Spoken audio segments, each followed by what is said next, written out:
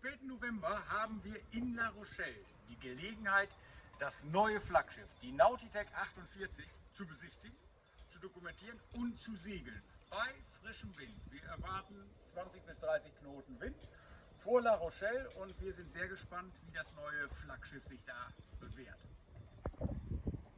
Das Besondere an diesem letzten Marc Lombard Design sind die extrem schlanken Wasserlinien.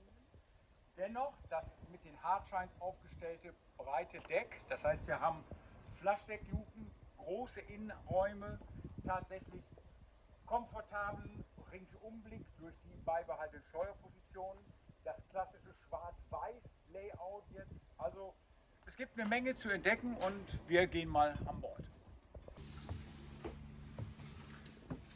So, was uns hier empfängt, ist ein gigantisches Cockpit, was eben tatsächlich komplett in das Salonfenster überläuft. Wir können alles separat schließen und je nach Witterung und Temperaturstand das tatsächlich separieren.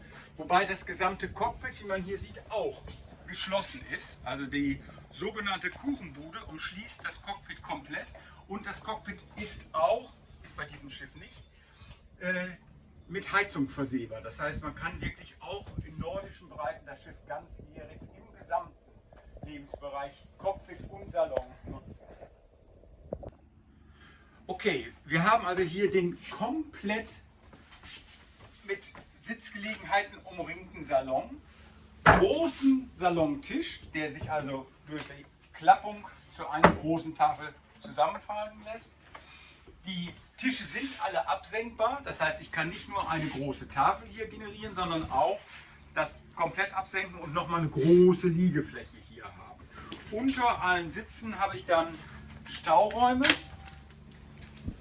Darunter geht es noch weiter. Ich habe also tatsächlich reichlich Möglichkeiten. Hier ist die Rettungsinsel drunter. Vielleicht auch noch mal einen Blick reinwerfen. Dann habe ich hier eine Sonderausstattung, den Cockpit-Kühlschrank. Und wie bereits dargestellt, also das gesamte wetter- und windabweisende Cockpitzelt lässt sich hochrollen und dann ist man komplett frei draußen im offenen Cockpit. So, und jetzt gehen wir mal in den Salon und ins Schiff. So, der Salon ist natürlich noch mal deutlich größer als bei der Nautitec 40 oder 44. Wir haben wie bei der 44 hier den großen Stehtischbereich, der immer gerne angenommen wird auf See, aber auch im Hafen. Dann, was typisch jetzt für das große Nautitec 48 Design ist, die wirklich große interne Sitzgelegenheit. Das heißt, wir haben auch hier einen Tisch, den wir komplett absenken können. Dann hätten wir hier nochmal eine große Wach- oder Salonkoje, für 2 Personen sogar. Und wir haben wirklich deutlich mehr Platz, das bedingt die 48 Fuß Länge, als auf den anderen Nautitecs. Aber auch hier im Gesamtlayout weiß, schwarz und hier ist das dunkle Holz verarbeitet. Wir haben bei Nautitec 2 Holzsorten. Dies ist die dunkle Variante, ansonsten ist es die helle Eiche, bekalkte Eiche, die alternativ zur Wahl steht. Nautitec typisch ist die wirklich exzellente Verarbeitung im Detail. Also der Möbelbau ist sensationell. Wir haben also überall wirklich einwandfreie Verarbeitung. Wir haben solide und vom Scharnier bis in die Verschlussmechanismen ein Top-Equipment hier. Und dann in der Navigation alles im Bussystem digitalisiert. Das heißt, ich habe sowohl alle Funktionen hier über mein zentrales großes Display, das ich auch an den Steuerstand verlegen kann. Also kann pro Steuerstand ein Display und das hier am großen Kartentisch haben. Habe aber, und das ist Nautitec typisch, eben hier über die direkten Taster die Option wirklich, wenn ich einen Ausfall im Bussystem habe, alles auch noch direkt über Schalter zu kontrollieren. So, dann haben wir hier einen großen Küchenbereich an Steuerbord. Auch hier nochmal wirklich jede Schrankfläche nutzbar, klug angeordnet. Ich habe hier meine Schaltelemente, habe Zwischenfächer, habe hier meine abschließbare Müllentsorgung, die ich direkt von oben beschicke. Das alles in leichtem Korean, also es ist jetzt nicht wie bei einigen Mitbewerbern tonnenschwer, sondern wirklich auf Performance orientiert, solide, langlebig, aber leicht. Küche und Küchenausstattung. Also wir haben hier tatsächlich eine reelle Seeküche. Ich kann in meiner Koch- und Küchenposition 360 Grad Schiff überblicken. Das heißt, ich kann wirklich mitten im Segelbetrieb hier meinen Pantry-Bereich bedienen, was ja für die Familienhygiene ordentlich ist. Ausgestattet ist die Küche mit allem, was Mensch braucht. Also hier ist ein dreiflammiger Gasherd, das können wir auch in Induktion liefern. Dann darunter großer Backofen. Überall nochmal Fächer. Also Stauraum reichlich, auch hier unten unterm Waschbecken. Also wir haben wirklich in allen Bereichen eine kluge, durchdachte Stauung. Dann in diesem Fall gleich 3 große Kühlschränke. Freezer. Und unten haben wir nochmal einen Kühlschrank. Ja, und das alles eben tatsächlich in einem gigantischen Lebensraum im Salon der Nautitech 48. Neben meinem 360 Grad Ringsumblick habe ich auch noch einen Blick frei in mein Rig. Ich kann also aus dem Salon direkt durch die Decksluken ins Rig blicken und habe natürlich auch noch eine super Belüftungsmöglichkeit hier. Ja. So, jetzt machen wir den Salon mal zu. Wir haben dann einen komplett geschlossen, es wird auch gleich leiser, ruhigen Bereich, gut belüftet. Wie gesagt, auch hier vorne nochmal mit der Querlüftung an Deck in den großen Sichtflächen. Hier vorne der Aufgang auf den Decksbereich, um eben Großsegel zu bedienen. Ja, ich denke, wir können mal in den Rumpf abtauchen und beginnen mit dem Gästerumpf.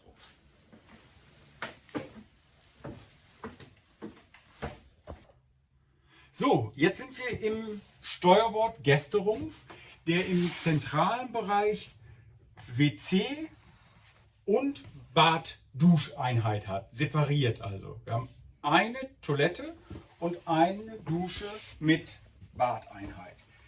So, ganz Achtung, die Gästekabine mit großem angedeutetem Inselbett, also hier ist richtig reell Raum und eben den großen Sichtflächen. Auch hier wieder die komplette Durchlüftungsmöglichkeit, achtern und seitlich. Regalflächen, Hänge locker, also Schrankräume überall. Wir haben auch unter der Koje noch eine große Schublade. Können wir uns auch noch mal einen Blick in die Bilge gönnen, also reichlich Bilgeplatz. Alles unter ordentlich Topcoat. Und im Gang haben wir dann natürlich auch noch durchweg große Stauräume, Schrankfächer und das SailSense-System. Hier die gesamte Absicherung der Elektrik-Elektronik. Das heißt, wir haben alles sehr übersichtlich, sehr klar strukturiert. Und jetzt sollten wir eigentlich mal in die Bad- und WC-Räume eintauchen. So, und jetzt sind wir Steuerbord Rumpf, achteres Badsegment mit Dusche, volle Stehhöhe, Doppelwaschbecken, große Seitenöffnung, Rumpföffnung als Lichteinlass, Spiegelflächen und natürlich Schrankräume ringsrum mit Deckenbelüftung. So, und dann komplett separiert von der Badeinheit haben wir im Gästerumpf das WC. So. Und hier haben wir auch eben Waschbecken, E-Toilette und große Decksluke zur Belüftung. So, und jetzt kommt die Innovation, der Smart Room bei der Nautitech 48. Hier Steuerbord vorne haben wir 3 Optionen als Smart-Modul. Entweder richten wir hier eine Werkstatt ein, das heißt also hier ein großer Tresen, da kann auch eine Waschmaschine stehen und diese Kojen verschwinden. Oder wir haben eine klassische Standard-Doppelkoje oder wie in diesem Fall das obere Klappbett, das heißt ich kann unten eine Einzelkoje, darüber nochmal ein Stockbett aufbauen und ich habe dann eben hier alle Optionen, möglicherweise auch mit dem Durchgang in die Vorschiffsluke. Dann könnte ich da noch eine Skipperkabine unterbringen. Also hier bietet sich eine Menge kreativer Raum im Smart Room. So, neben dem Stockbett haben wir hier auch noch die Option, ein Doppelbett zu kreieren. Dazu wird auch der kleine Stift gezogen. Einmal die Matratze hoch, dann fällt das Bett darauf.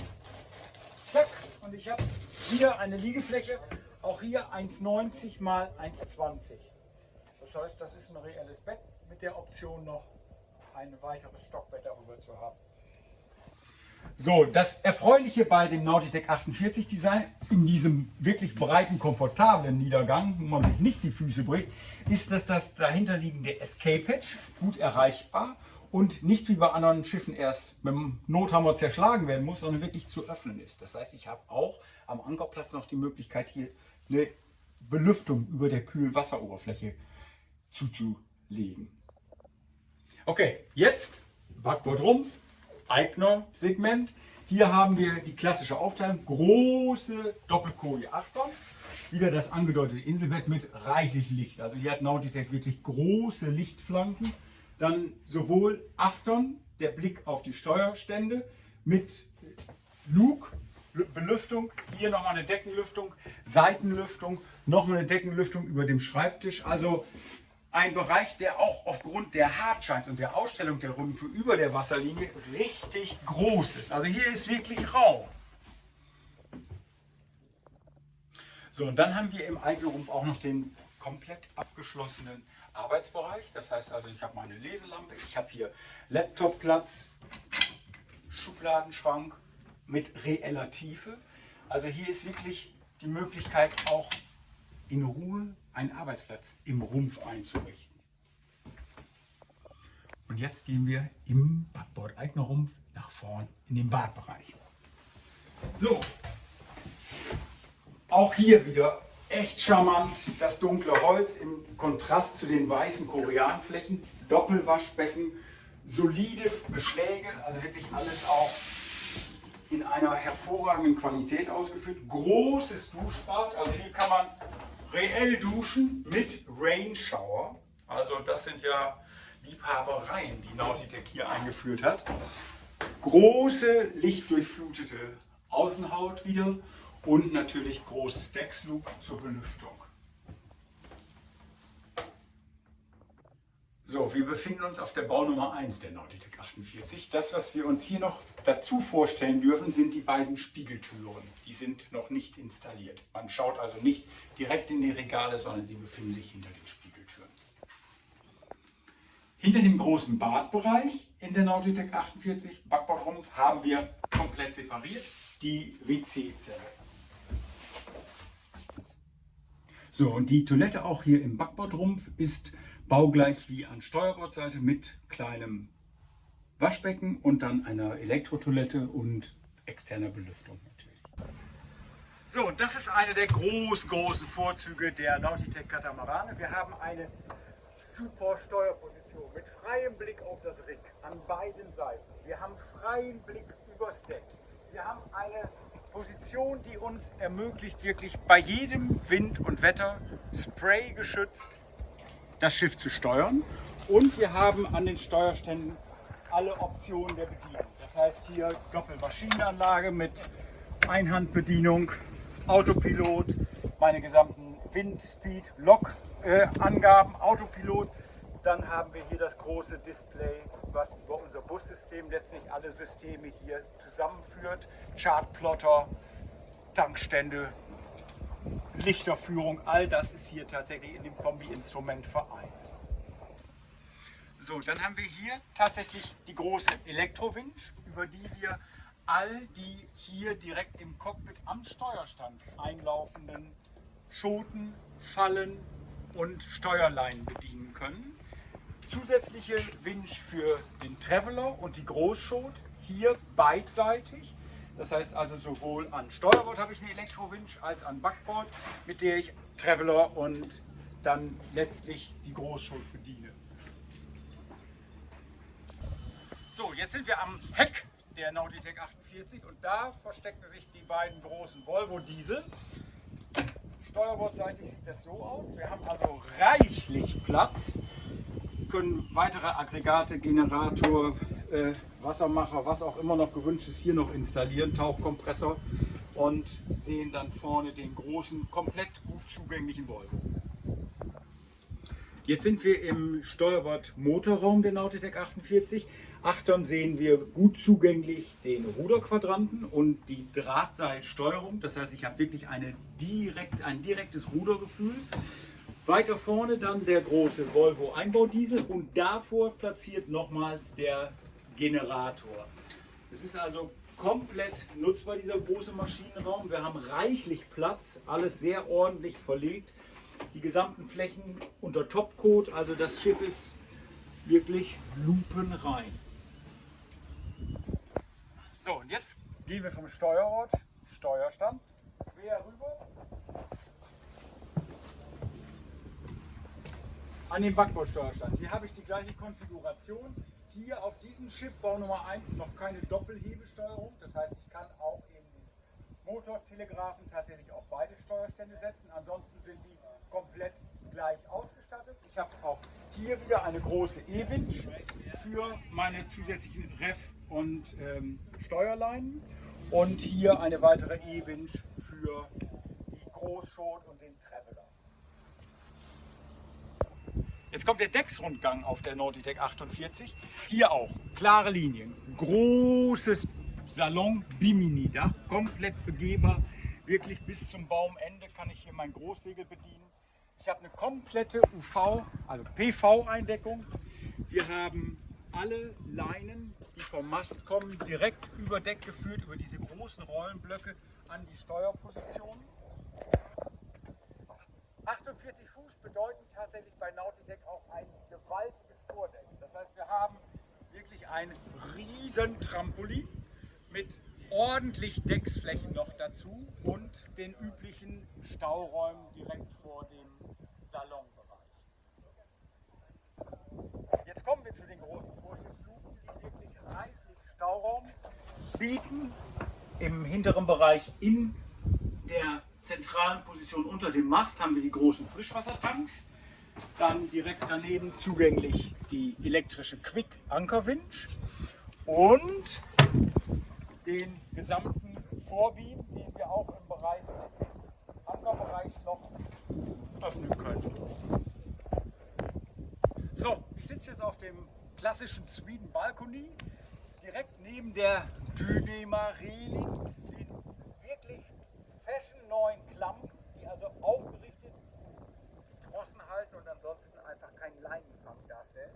Und wir haben die große Segellast, die, wenn gewünscht, eben auch für alle Polster und im allergrößten Notfall auch noch für eine zusätzliche Koje reichen.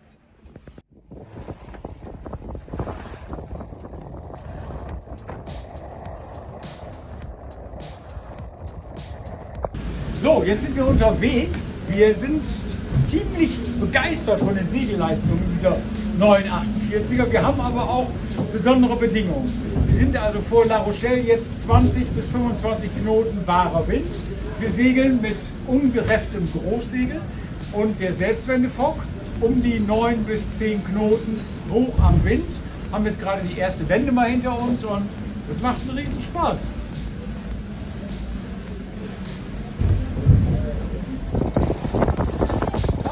Nice, she's moving.